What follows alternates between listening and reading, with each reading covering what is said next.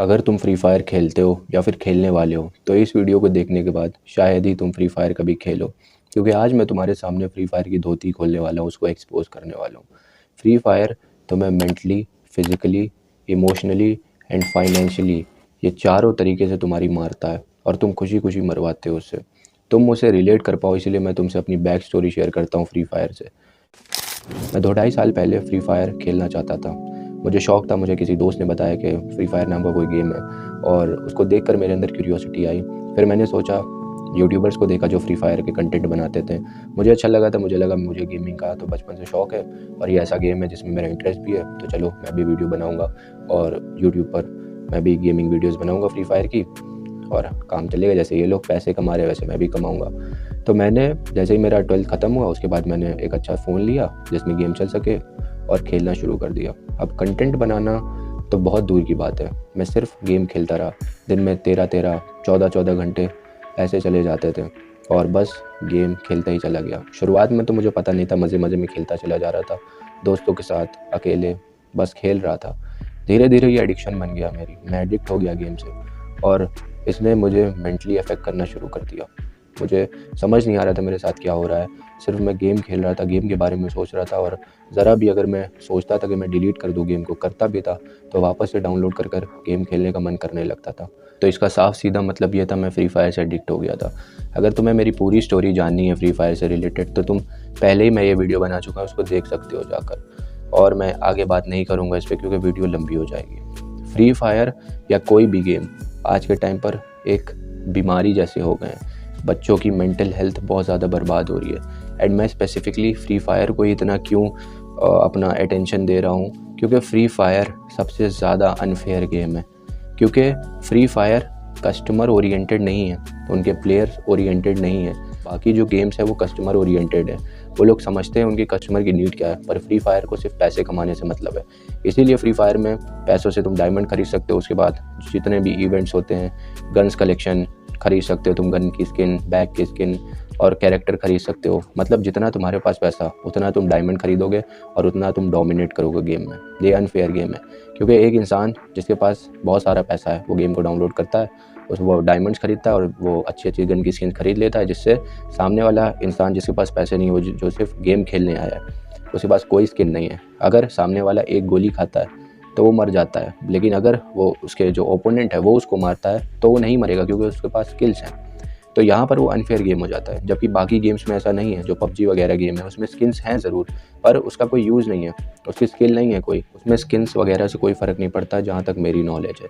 लेकिन free fire में अनाधुन पैसा ही पैसा कमाने के पीछे फ्री फायर वाले गहरे नवारे लगे हैं। यही एक रीज़न है कि क्यों आज ऐसा बोला जा रहा है कि फ्री फायर पहले वाला अच्छा था, ओल्ड प्लेयर अच्छे थे, लेकिन आज प्लेयर जो आ रहे हैं वो नहीं अच्छे हैं।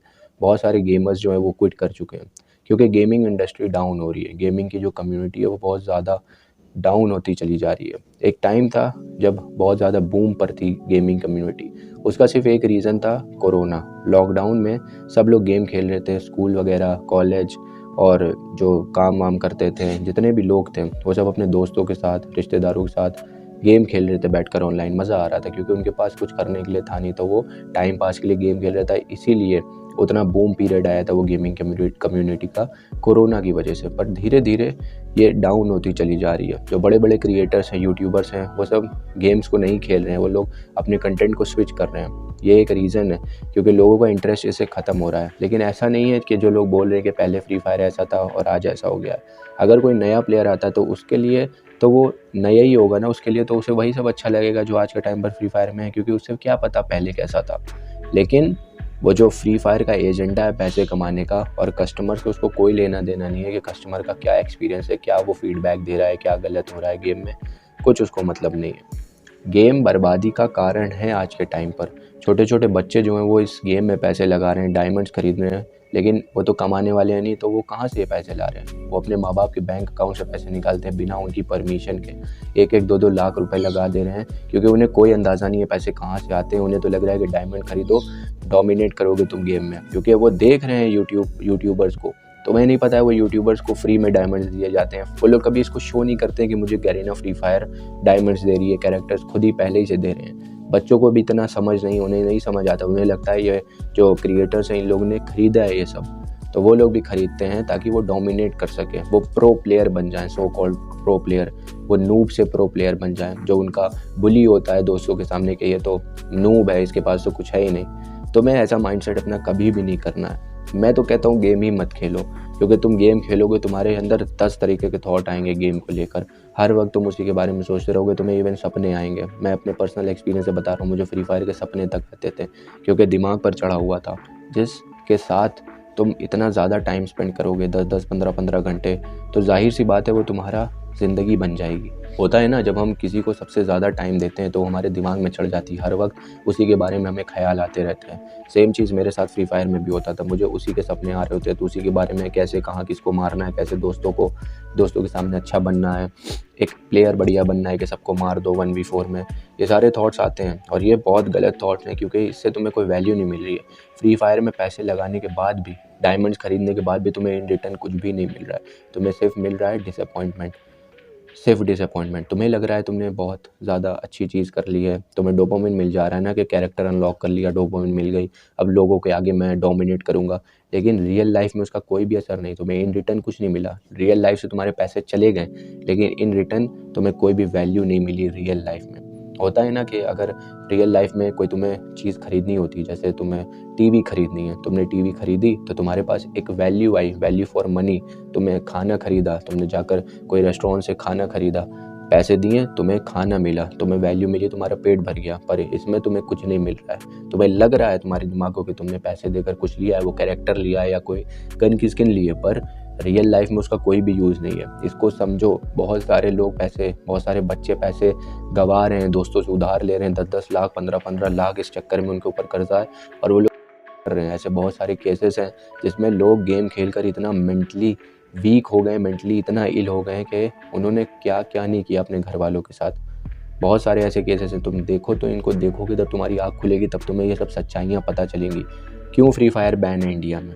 आई थिंक वो चाइनीज़ ऐप है इसलिए बैन किया है, पर बहुत अच्छी बात है बैन किया हुआ है। लेकिन बैन करने के बावजूद जिसको खेलना होगा वो खेल लेगा कहीं ना कहीं से वीपीएन लगाकर।